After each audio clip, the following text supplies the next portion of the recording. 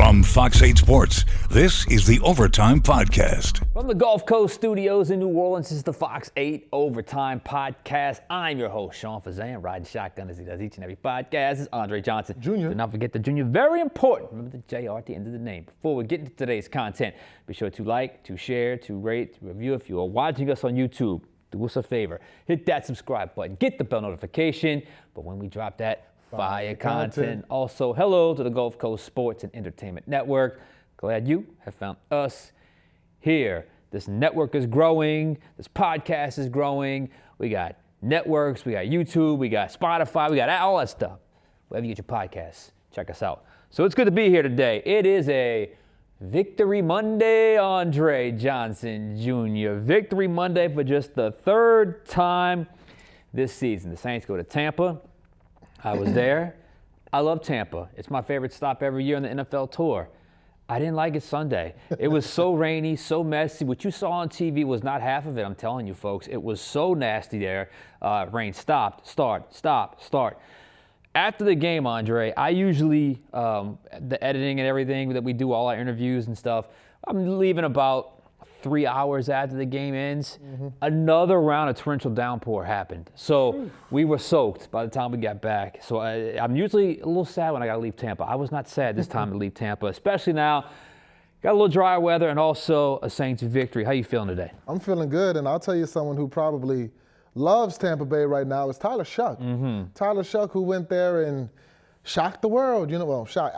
I wasn't shocked. I picked them on Friday. I did predict You did the pick Saints them. win on Friday. I said I felt like this offense was on the cusp of taking that next step with Shuck, with Devin Neal, with Devon Vele, and they finally put it together on Sunday in that torrential downpour in Tampa.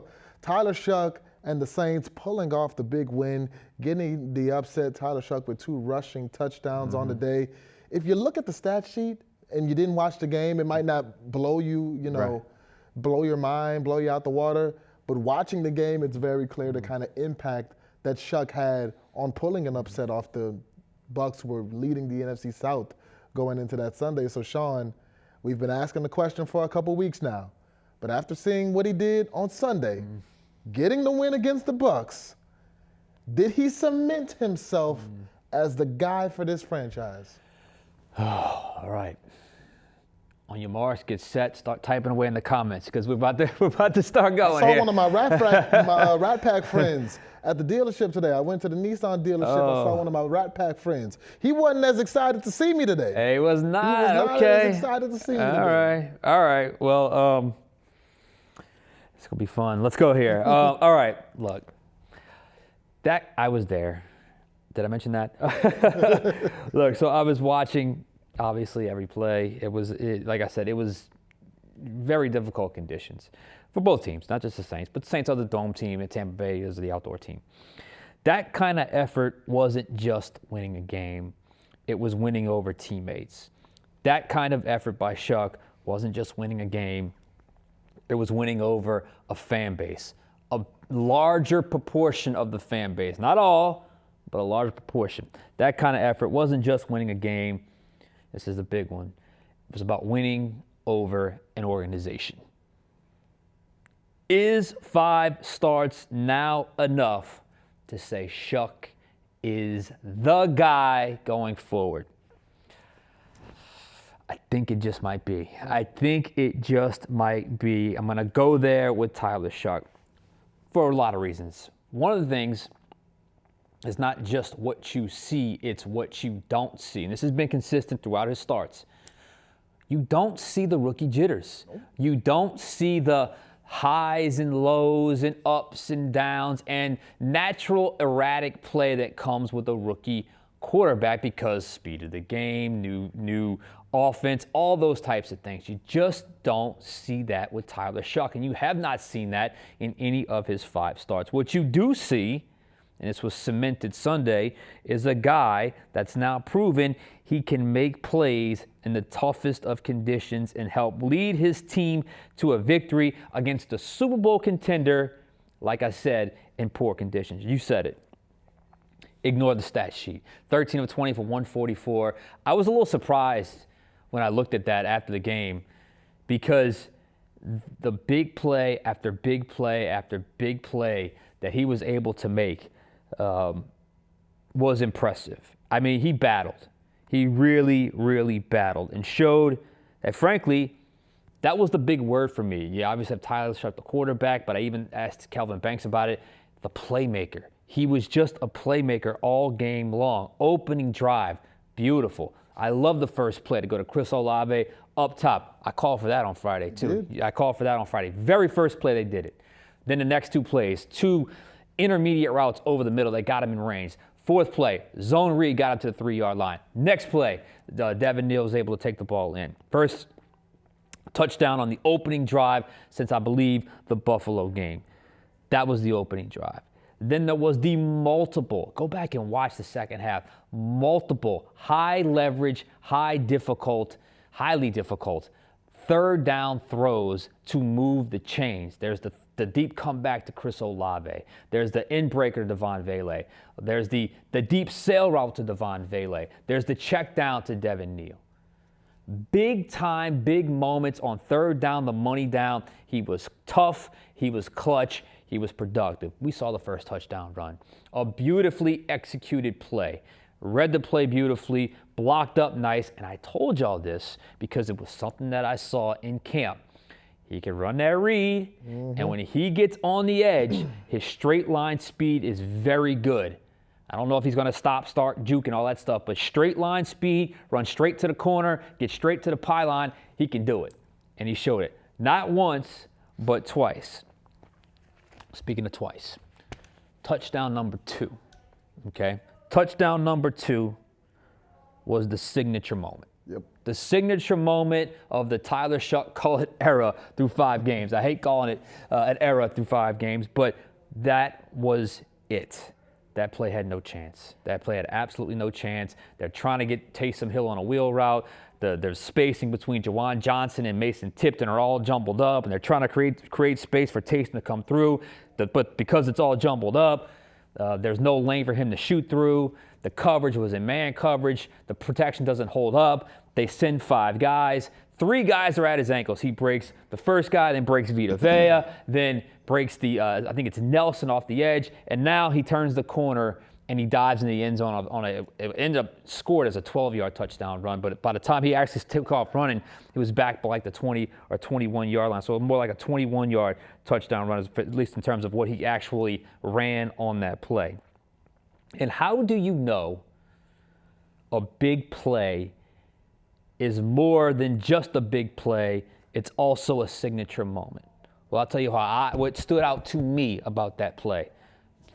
Crazy athleticism, reaction, instincts took over. But you watch as he crosses the pylon, okay? I'm not talking about the collision with the defender. That was great in and of itself as well. But I watched it live, then I went back and rewatched it twice. Check out the reaction from his teammates. Check out the reaction from his teammates. Like I said, I watched it live, and I watched it several times. Just go back and rewatching that play because I broke it down on BNG tonight. That was more than your normal touchdown reaction. Call me crazy, but I think that was we may have just found our guy moment. We might have just found our guy. He wears number 6, and maybe it's time we all just get behind number 6 and roll with it. And then, postgame happens. Demario Davis, the most respected player in the locker room, bar none. Offense, defense, special teams, coaching staff, the most respected person inside that building, says Shuck has the it factor. Cam Jordan said something like, Shuck it, or I don't know what it was, but it was some kind of play on words. That clearly Cam Jordan was being Cam Jordan. Tyrann Mathieu, who obviously doesn't play anymore, but still has big pull around here, goes on the long tweet, Shuck's the guy, build around Shuck. So the signature moment was more than just a touchdown play. It may have been the official crossing over into, okay, we may have our guy here. We don't know what the organization's thinking. We don't know what they think of the next quarterback class, but we do know now in the building they have a guy that's making plays in tough conditions. His teammates are rallying behind him, and some of the legends of the game, some of the most well-known Louisiana players to ever step foot on a football field are calling for him to start. Understand, when I watch Shuck play, and I said this throughout training camp, and I said it, if you remember the pod, remember I called myself out. I said, I'm so mad at myself for not noticing Tyler Shough earlier because of the arm talent. He has, please do not misconstrue what I'm saying here. He has elite traits. He's not an elite player, but he has elite traits to his game. He's got elite arm talent. He's obviously got great intangibles, and he's got plus mobility. So what separates a guy with elite traits into a guy that is now an elite player? Because he's not an elite player right now. Well, it's consistency. Doing it week in and week out. The highs are high, keep the highs high, week in, week out, regardless of opponent. That's the next challenge he's going to have to clear. That's the next challenge he's going to have to deal with. But he just got to get more starts for that. But through 5 starts, back to the original question, has Shuck cemented himself as the guy? Man, if he hasn't, he's got to be getting really close by now. Final grade, I gave him an A. Big-time playmaking and big-time moments, mobility, tough, gritty. I couldn't give him an A+ though because he did have the interception, and I went back and rewatched it. It sure looks like it was his fault, and there were 2 sacks that I think he took that were probably on him as opposed to lack of protection because he had an outlet on either play. So I'm going to go A for Tyler Shough. And yeah, I just might be there with Tyler Shough as far as him being the future. What say you? I like that you mentioned the celebration because I was just rewatching the game about an hour ago, and I also noticed that. It's funny when NFL players, these are grown men. These are big, strong, buff guys. But on certain touchdowns, you see them turn into little kids that are playing a game. And that was one of the moments, just the way they were jumping up and surrounding Tyler Shough, that you could see these grown men turn into little kids. Kellen Moore darn near left the sideline and met Tyler Shough in the end zone. Huh? He was so impressive. All he was doing was laughing. But, did Tyler Shough cement himself as the guy? I mean, let me get this right. You mean to tell me a guy, a rookie, that is playing, if you go off of this opening day roster, the 3rd string running back, Alvin Kamara's not there, Kendre Miller's not there. Your 4th and 5th string receivers, because Vele and Tipton were sitting behind Olave, Shaheed, and Brandon Cooks to start the season. A 3rd string right tackle, because you had Taliese Fuaga, and then Asim Richards gets hurt. So your 3rd string right tackle. Your left guard, that was your backup day 1 because he couldn't beat out Trevor Penning. You got a backup center, and your right guard has been underperforming all year. He had a huge penalty that almost swung this game in a negative favor in the red zone in Cesar Ruiz. He had all those things going against him, and he still won the game. He still made the plays. He still overcame, and that's what I mentioned after he beat the Panthers. He did. I said everything was perfect against Carolina. Everything went exactly how you game planned. But what if it doesn't? What if injuries happen? What if it's a monsoon in Tampa Bay? What if you're getting sacked left and right? What if you throw a bad interception that's probably on you? Can you bounce back when everything isn't going perfectly? He showed us that he could. Everything's not perfect. Everything's never perfect in football. But Tyler Shough made it work, and he had a lot of plays that stood out to me. The first one of the game where he threw the deep shot to Chris Olave, to me that said, I believe in you, because what was all the talk about? I was one of the ones talking about it. All the talk last week. If Chris Olave catches that pass against Miami, you leave Miami with a win. So all the talk is about Chris Olave and the deep bomb, and just so happens the first play of the game is a deep shot to Olave. Interesting. I see that, but that's how you win teammates over. And then he made 3 plays, all on 3rd down, that I think essentially won the game. The play where he shook off 3 sacks, we'll get to that. That was great. But the play before that, he was blitzed, he was rushed, the sidearm delivery to Devin Neal, and Devin Neal making a great play to tightrope the sideline and convert that 3rd down. Into the game where you started to think maybe the Saints could pull this off. They're up 24-20. But it's 3rd down with about 5 minutes left, and Baker Mayfield sitting on the other side. Tyler Shough makes not 1, but 2 huge completions to Devon Vele to keep that clock moving. And when Tampa finally got the ball back, they had 0 timeouts in less than 2 minutes. Tyler Shough was huge in the biggest moments of the game. Shout out to him for scoring on the first possession and avoiding the early deficit. You see how much easier it is to run your offense when it's 7-7 in the first quarter instead of 16-0 in the first quarter? Two incredible plays. I mean, the first rushing touchdown was the longest rushing touchdown by a Saints quarterback, not named Taysom Hill because Taysom Hill is kind of his own entity. But outside of Taysom Hill, it's the longest rushing touchdown by a Saints quarterback in franchise history. And then you had the play where he shakes off 3 Tampa Bay defenders, gets around the edge, lowers his head, and booms into the end zone. One of those I'm just better than you plays. Everything that I saw, I give him an A, and I'm ready to say it. I don't know if he'll be the starter for the next 10 years, but is he the guy the Saints need to build around right now? Yes, he's got the arm, and we've seen it. He's got the mobility. You saw it yesterday. He's poised beyond what you expect from most rookie quarterbacks. I mean, even just looking around the league, you see rookie QBs all over the place having rookie moments. Tyler Shough has never felt like a rookie. He's been able to elevate the talent around him, not use them as an excuse. He's been able to overcome injuries, and if we want to be honest, a lack of talent around him, and not use it as an excuse as has been done in the past with other quarterbacks. He's pulled off 2 big upsets against 2 good teams on the road to go into playoffs on the road in the Carolina Panthers and the Tampa Bay Buccaneers. So I'm ready to, hey, Fernando Mendoza, enjoy New York. I hear the Jets are, a really fun place to play. Ty Simpson, I hear Arizona's nice this time of year. Dante Moore, I hope you like the cold because Pittsburgh could really use you, but you are not needed in the Big Easy. Build around Tyler Shough. I'm ready to say that from what I've seen, I'm not just saying this because of what he did on Sunday, but from what we saw, the nice plays that he had against the Rams. He showed flashes against the Rams. He played a fantastic game against the Carolina Panthers. The second half against Miami, one of the best halves that you'll see any quarterback play this season. What he did against Tampa on the road, in the rain, those big plays that he made. And once again, he's playing with backups and practice squad players. And not only is he excelling, he's winning football games. So I'm ready to say it. That guy, Tyler Shough, he's him. I think you're right. I mean, I don't know. I guess maybe if you're the Saints, if you're not there yet, maybe you just want to see how this season plays out. I get it. There's still 4 more games, and you don't want to see him follow up that performance with an ugly performance next week, which I guess, look, it's possible. You don't want to see that. But to me, you look at this 5-game sample size in a very challenging season, and you look at a game that just happened.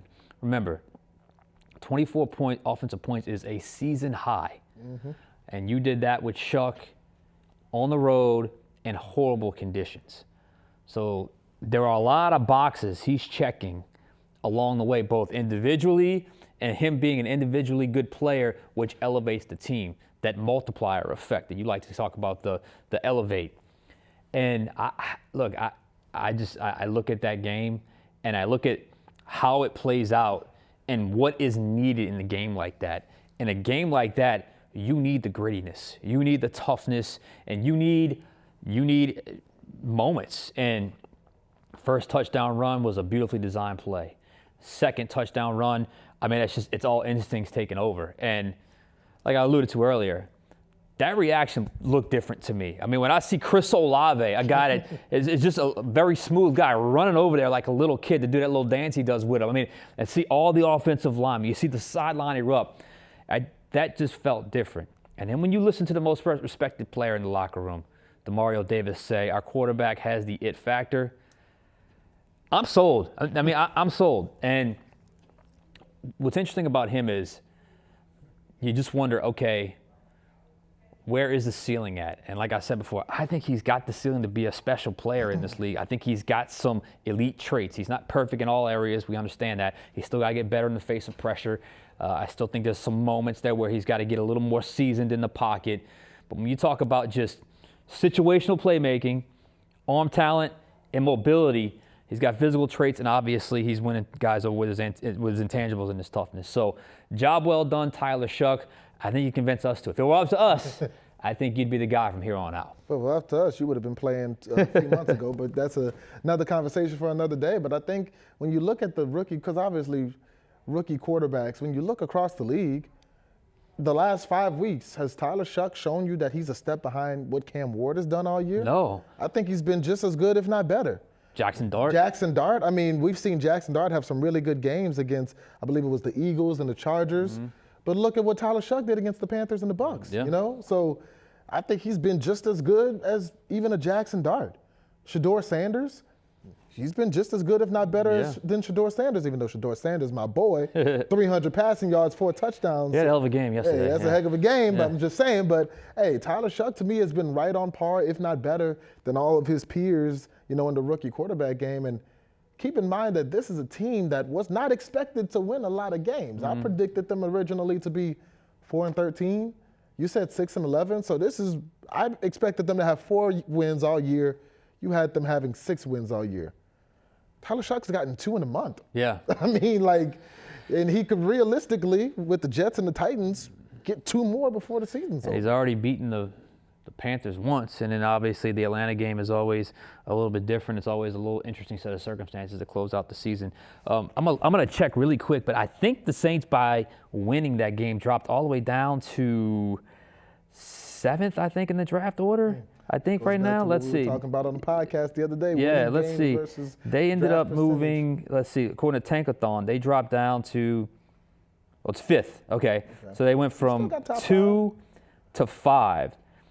And if you keep winning, this will obviously change. But if you somehow stay in the top 10, which I think is still pretty reasonable, and you know the guy is in the building, like we said before, that was option C in that podcast, which was the best of both worlds, where you find out you got the guy, but you also have a high draft pick. So we'll see how the rest of the season plays out. But there's a lot of things happening this season that are starting to turn into a positive light. You know, we spent a lot of time talking about quarterbacks for good reason. And I think, you know, Shuck even said it after the game, I want to instill a belief that we can win every time we step on the field. And I think he is doing that. I think Sunday was huge for that. And I think the moment with the second touchdown run was certainly huge for that as well. Some other things are happening, though, Andre. A, this defense is underrated. They're not getting the respect they deserve because the offense is not scoring points. And in the NFL, you need the complementary aspect. But that is a legit defense. Brandon Staley is not getting the credit he deserves. He's done a phenomenal job with the defense. But also, Shuck is sort of the catalyst for a very impressive rookie class. I'm seeing Calvin Brink start at left tackle. He talked to me after the game, and he even talked about Shuck being a playmaker. I'm seeing Quincy Riley, even though it was a bang-bang play, he got flagged for PI, but making a play that would have been an interception. Oh, by the way, that ball was intercepted by Jonas Sanker, who had a chance to make another interception later in the game. I see a Danny Stutzman, who's contributed on special teams. He's getting in on regular defensive downs. This rookie class, Devin Neal, great, his best game as a Saint, showing great vision, very intelligent player. This rookie class is starting to get valuable reps and starting to play valuable football, and they're showing they're up to the challenge. So in a season full of difficulty, I do think we got to tip our cap to the front office with this draft class. We don't do it always. I mean, haven't done it with previous draft class, and they've deserved that criticism. But for this draft class, in terms of good first impressions, I think this class has it. Definitely. And like you said, it starts with the quarterback, because one thing that he's done, and it's probably the best thing that he's done, he builds on every start. You look at, or every time he gets to play, you look at, you know, he comes in Tampa, he does some good things. You see him build on that and move forward in the Rams game. They lose that game, but he does even more good things, especially at the end of the second quarter and then during stretches in the fourth quarter in that Rams game. He builds on that and plays a phenomenal game in Carolina. He took a step back the next game against Atlanta. That was coming off the bye week. But then he comes back, has a great second half against Miami, builds on that, and has a good game against Tampa. It just seems like Tyler is continuing to learn. This is what development is supposed to look like. Development isn't perfect. Right. Development isn't a rookie coming in and throwing for 4,000 yards, 42 touchdowns, and 6 turnovers. You know, it's them coming in and making their mistakes, but they're showing flashes, and most importantly, they're building upon what they're doing, learning, and growing. You're seeing that from Tyler Shough. You're seeing that from everybody. I mean, Kelvin Banks has been a staple on that offensive line. He's been the best offensive lineman and the most reliable one this season. Danny Stutzman is starting to earn his due. The secondary, you've got 2 young studs in the secondary with Riley and Sanker. And Devin Neal, there have been times where Devin Neal has looked explosive. He had a 21-yard run. Yeah. It's rare to see a running back get a 21-yard run when you're talking about this Saints team. And I mentioned the 3rd and 8 play where Tyler Shuck converted, the one right before he made that second touchdown run. Devin Neal was the star of that play because if you don't, I mean, he caught it. It could have been 4th and 13 if he's tackled right there. You're going for a field goal. All of a sudden, Devin Neal turns nothing into a whole lot of something, and you score a touchdown on the next play. So I've been very impressed with this rookie class. Rookie class is something to build upon, something to be excited about. I think it's something to certainly, be, like I said, be excited for, because honestly, it's far and few between this season, just in terms of things to get happy about. But I think that's certainly one of them. And one day we'll have a What If podcast. We'll play the What If number 6 started the entire season, maybe what that record would be, or maybe started a little sooner than he actually got in. I do want to get this one question here. That's what I was looking for on my phone while we got a minute left, from Brandon Laplace, a frequent question asker. I love it. What are the chances that Cam Jordan and Demario Davis are both back with the Saints next season? We got about 30 seconds left here. Look, to me, this is all business. It's an all business thing. Can they agree to a contract number that's good for he and Cam Jordan, or he and the organization? It's going to be 1-year deals from here on out, but I'd take them both back next year. There's no doubt about it. I think they can help on the field, and I definitely think they can help as mentors and vets in the locker room. I would want them back. The question is to them, would you want to come back? Because the Saints are growing, but I don't think they'll be contending next year. You're looking at 2 players who have never won a championship. Do you want to go maybe play for an old coach in the AFC who might be contending next year? We'll see. But me personally, I would love to have Cam and Demario back. Great vets, great leaders, and pretty good players this year. So the older guys are playing well. The younger guys are playing well. Hey, they might win out. Who knows? All right, we got to get out of here. Victory Monday. Enjoy it. Andre Johnson Jr., Sean Fazende. We'll catch you guys next time on Overtime.